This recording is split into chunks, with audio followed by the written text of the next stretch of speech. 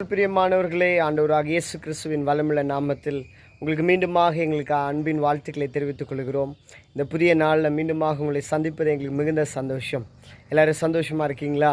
இந்த நாளில் கர்த்தர் நமக்கு கொடுக்குற ஆத்தும ஆகாரம் என்ன அப்படின்னு சொல்லி தானே ஆர்வத்தோடு பார்த்துட்ருக்கீங்க. இந்த நாளில் கர்த்தர் நமக்கு சொல்லுகிறார். எரேமியா 33வது அதிகாரம் 3வது வசனம், என்னை நோக்கி கூப்பிடு, நான் உனக்கு உத்தரவு கொடுத்து நீ அறியாததும் உனக்கு எட்டாததுமான பெரிய காரியங்களை செய்வேன். கால் unto me, I will answer you, I will show you the great and mighty things அப்படின்னு சொல்கிறார். இன்றைக்கி நம்ம அநேகருக்கு கால் பண்ணுறோம், ஆனால் ஆண்டவருக்கு மட்டும் நம்ம கால் பண்ணுறதே கிடையாது. அவர் ஃபோன் பண்ணாலும் நம்ம அட்டன் பண்ணுறதும் கிடையாது. இன்றைக்கு இந்த உலகத்தில் இருக்க அநேகர் அவங்களுடைய ஃபோன் நம்பரை பார்த்திங்கன்னா பிஸியில் போட்டுருவாங்க, நாட் ரீச்சபிளில் போட்டுருவாங்க. ஆனால் நம்ம ஆண்டவர் ஒரு நாளும் அவருடைய ஃபோன் நம்பரை நாட் ரீச்சபிள்லையோ பிஸியில் போடவே மாட்டார். அவர் எப்போ என்னுடைய பிள்ளை என்னை கூப்பிடுவா அப்படின்னு சொல்லி தான் அவர் எதிர்பார்த்து காத்திருக்கிறவராக இருக்கிறார். ஒருவேளை நீங்கள் கூட யாரையோ கூப்பிட்டு நீங்கள் சோர்ந்து போய் யாரும் ஃபோன் எடுக்க மாட்டேங்கிறாங்களே அப்படின்னு சொல்லி நீங்கள் கவலையோடு இந்த நிகழ்ச்சியை பார்த்துட்ருக்கலாம். ஆனால் இன்றைக்கு ஏசப்பாவை நீங்கள் நோக்கி கூப்பிடுங்க. எப்போங்க அவரை நம்ம நோக்கி கூப்பிடணும் அப்படின்னு சொல்லி பார்த்தீங்கன்னா, எப்போ வேணாலும் நீங்கள் அவரை நோக்கி கூப்பிடலாம். எந்த சூழ்நிலையிலையும் நீங்கள் அவரை நோக்கி கூப்பிடலாம். நிச்சயமாய் அவர் உங்களுக்கு உத்தரவு கொடுக்குற ஒரு தேவனாக இருக்கிறார். உங்கள் கால் அவர் ஒரு நாளும் பிஸியில் அவர் போடவே மாட்டார். நீங்கள் கூப்பிடுறீங்கன்னா அதை நாட் ரீச்சபிளில் போடவே மாட்டார்.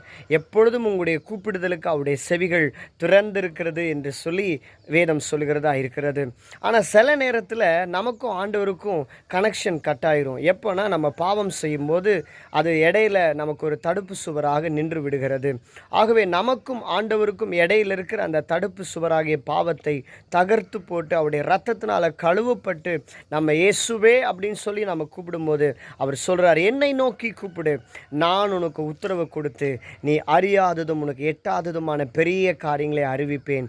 இந்த நாளில் ஆண்டவர் உங்களுடைய வாழ்க்கையில் அதை தான் செய்ய போகிறார். உங்களுக்கே தெரியாத காரியங்களை ஆண்டவர் செய்ய போகிறார். உங்கள் அறிவுக்கு எட்டாத காரியங்களை ஆண்டவர் செய்கிறேன்னு சொல்லி வாக்கு பண்ணுறாரு. இன்றைக்கு நம்ம அந்த ஆசீர்வாதத்துக்காக ஜெபிக்க போகிறோம். எப்போல்லாம் அவரை நோக்கி கூப்பிடலாம்? வேதம் சொல்லுகிறது, ஆபத்து காலத்தில் என்னை நோக்கி கூப்பிடு, நான் உன்னை விடுவிப்பேன், நீ என்னை மகிமைப்படுத்துவா என்று சொல்லி. எந்த ஆபத்து நிறைந்த சூழ்நிலையாக இருந்தாலும் யாரை கூப்பிடுறதுக்கு முன்னாடி இயேசுவே அப்படின்னு சொல்லி கூப்பிட்டுருங்க. அவர் எந்த சூழ்நிலையிலும் உங்களை தப்புவித்து கனப்படுத்த அவர் போதுமானவராக இருக்கிறார். எனக்கு அன்பான தேவனுடைய பிள்ளைகளை, இந்த நாளில் நம்ம அவரை கூப்பிட போகிறோம். கூப்பிட்டு அற்புதங்களை பெற்றுக்கொள்ள போகிறோம்.